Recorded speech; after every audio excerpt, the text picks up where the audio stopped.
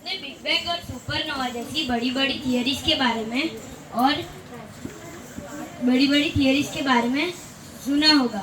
ये सारी बड़ी थियरीज को हम बच्चों ने समझ के सिंपल बनाने की और सिंपल वे में समझाने की कोशिश की है। पृथ्वी के बनने के प्रक्रिया को हम बच्चों ने 4 हिस्सों में बांटा है। तो आइए पहला हिस्सा देखते हैं। थियरी और रिसर्च के हिसाब से करीबन 4.6 बिलियन ईयर्स अगो यानी 4600 करोड़ साल पहले अंतरिक्ष में कुछ नहीं था, बस धूल और गैस से भरे बादल थे जिसको सोलर नेबुला बोलते हैं।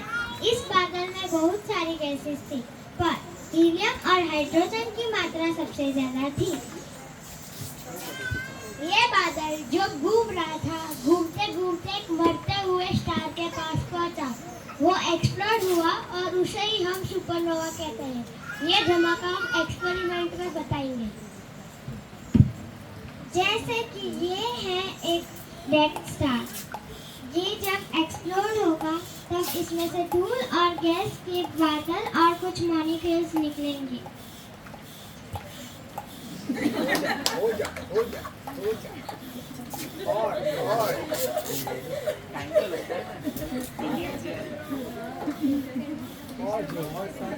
बहुत साल बाद और सरप्राइज है।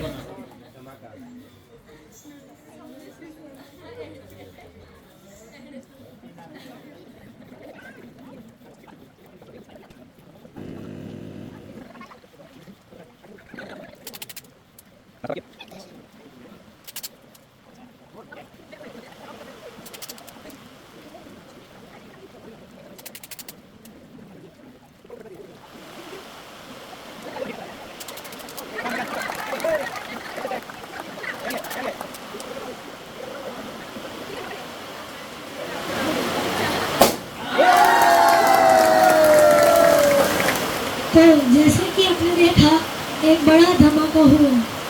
पास घूम रहे एक सोलर नेबुला पर इसका असर उसका ग्रेविटेशनल इनबैलेंसिटी आई। उसकी वजह से सारा धूल और गैस अंदर की तरफ सिकुड़ने लगा और रोटेटिंग डिस्क की तरह गोल गोल घूमने लगा। इस रोटेटिंग डिस्क को हम प्रोटोप्लैनेटरी डिस्क कहते हैं।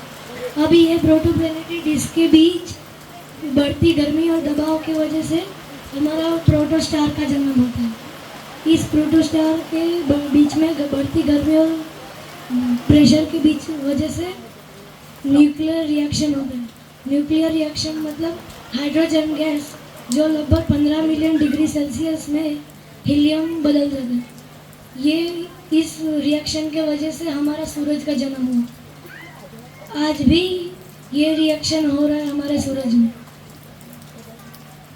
अब ये जो सोलर नेबुला का सारा धूल और गैस था वो आपस में टकराने लगा। स्टैटिक या केमिकल बॉन्डिंग की वजह से आपस में टकराने लगे और गुच्छे बने। लाखों सालों के बाद ये गुच्छे और बड़े होने गए, करीबन 1 किलोमीटर से लेकर कई 100 किलोमीटर तक। इसे हम प्लैनेटेसिमल्स कहते हैं।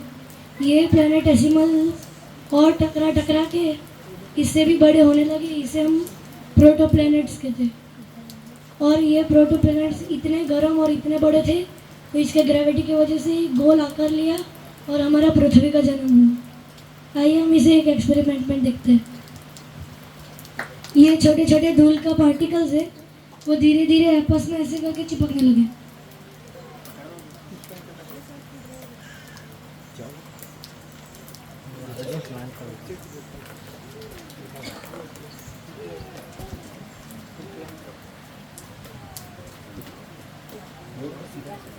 इसे अभी हम गुच्छे अभी इसे और जोड़ेंगे तो बनेगा प्लैनेटेसिमल।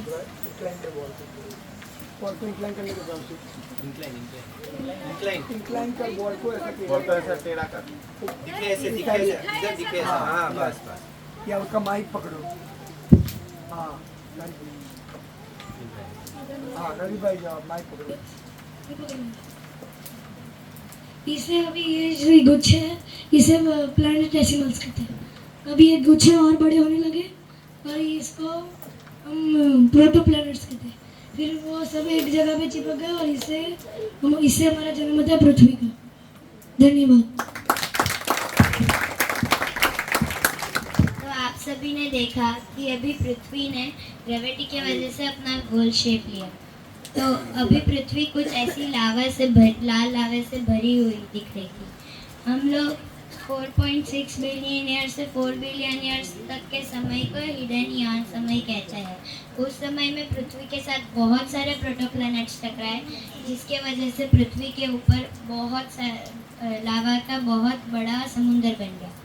और उस समुंदर धीरे धीरे ठंडा हुआ और पृथ्वी के पास अपना खुद पानी था, जिसके वजह से ठंडा हुआ और मीटियोर्स के अंदर आइस क्रिस्टल्स थे वो जो टकराए तब, तो उससे वो ठंडा होके उसका रंग कुछ ऐसा हो गया। धन्यवाद। तो जैसा कि आपने देखा कि पृथ्वी धीरे धीरे ठंडी हो रही थी और उसके साथ ही और एक प्रक्रिया चल रही थी जिसको कहते हैं लेयर सेपरेशन। ये समय को आर्कियन ईयन कहा जाता है, जो 4 बिलियन ईयर्स से 2.5 बिलियन ईयर्स तक चली। ये युग में कह सकते हैं कि पृथ्वी का सही मायनों में जन्म हुआ। ये समय में पृथ्वी मैग्मा से भरी हुई थी और मैग्मा में बहुत सारे एलिमेंट्स जैसे कि यूरेनियम, थोरियम, निकल, आयरन, पोटाशियम, ऑक्सीजन, सोडियम, और पृथ्वी 3 हिस्सों में बट रही थी। ग्रेविटी की वजह से जो भारी एलिमेंट्स थे निकल और आयरन वो पृथ्वी की अंदर की ओर इकट्ठा हुए, जिससे पृथ्वी का सबसे पहला लेयर कोर बना। और जो हल्के एलिमेंट्स थे वो ऊपर की लेयर मेंटल में आते गए। मेंटल की लेयर में यूरेनियम, थोरियम और पोटाशियम का लगातार रेडियो एक्टिव डिके होने के कारण कोर का 6000 डिग्री सेल्सियस तक तापमान चला जाता है, लेकिन फिर भी निकल और आयरन उतने तापमान पे भी नहीं पिघलते, क्योंकि पृथ्वी के सेंटर में इतना दबाव है, इतना ग्रेविटेशनल फोर्स है कि वो निकल और आयरन आज के दिन भी सॉलिड फॉर्म में पाए जाते हैं। मेंटल लेयर सबसे मोटी लेयर है। अभी वो धीरे धीरे सॉलिड हो रही है, लेकिन पहले वो जो पूरी तरह से मैग्मा थी, तब उसके अंदर से और हल्के एलिमेंट्स मैग्मा के साथ ऊपर आए और उसके साथ जो बारिश हुई ऊपर, पृथ्वी ठंडी हुई, तब ऊपर की लेयर क्रस्ट बनी। वो अभी भी प्रक्रिया चल रही है। मेंटल लेयर पूरी तरह से सॉलिड नहीं हुआ है। तो यही सारी प्रक्रिया को हम छोटे से प्रयोग से समझेंगे।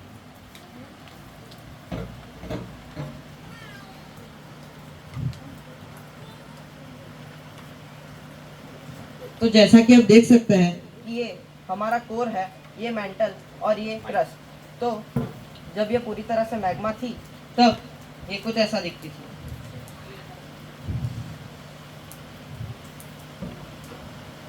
अब धीरे धीरे ये जो क्रस्ट के में निकल और आयरन थे वो नीचे की तरफ इकट्ठा हुए, और जो हल्के एलिमेंट्स थे वो और ऊपर मेंटल क्लियर में आए, और जो और हल्के एलिमेंट्स थे वो ऊपर क्लियर क्रस्ट की फॉर्मेशन में लेते गए। तो यही हमने पूरा पलटा के वापस देखा। तो यही हमारा प्रयोग। धन्यवाद। आपने जैसे कि देखा पृथ्वी का लेयर सेपरेशन हो रहा था, उसके साथ साथ धीरे धीरे पृथ्वी ठंडी हो रही थी। जो पानी पृथ्वी पे था वो लेयर सेपरेशन की वजह से ऊपर आ रहा था, और जो एस्ट्रॉइड्स और प्रोटोप्लैनेट्स टकरा रहे थे जिसमें भी आइस क्रिस्टल्स थे, वो जब पृथ्वी से टकरा रहे थे तो मैग्मा और लावा की वजह से वो भाप बन के बादल बन रहे थे, और यही बादल भर के धीरे धीरे बारिश हुई और हमारा एटमॉस्फेयर बना।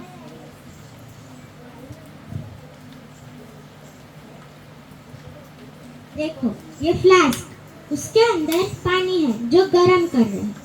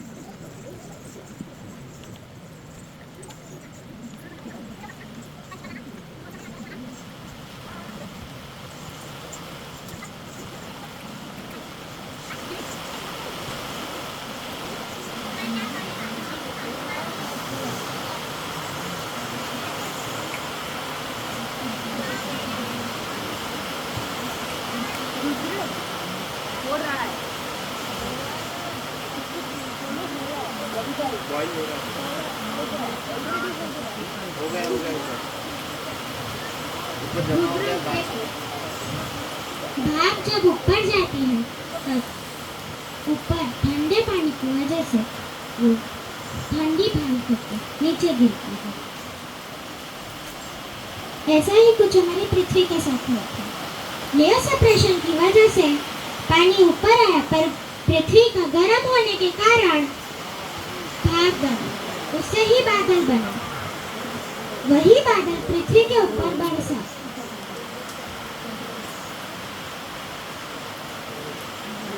और ऐसे हमारी पृथ्वी ठंडी हुई और एटमॉस्फेयर बना। धन्यवाद। तो जैसे कि आपने देखा, एटमॉस्फेयर बनने लगा। जो मीटियोराइट धरती से टकराते थे वो स्पेस से जेनेटिक कोड ऑफ लाइफ, जिसको हम डीएनए बोलते हैं, वो भी अपने साथ लाते थे।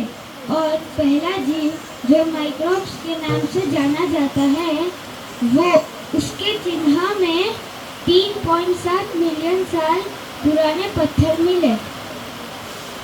पर इवोल्यूशन तब होता है जब एक माइक्रोब दूसरे माइक्रोब्स के साथ जुड़ने लगते हैं और सेल्स बनने लगते हैं।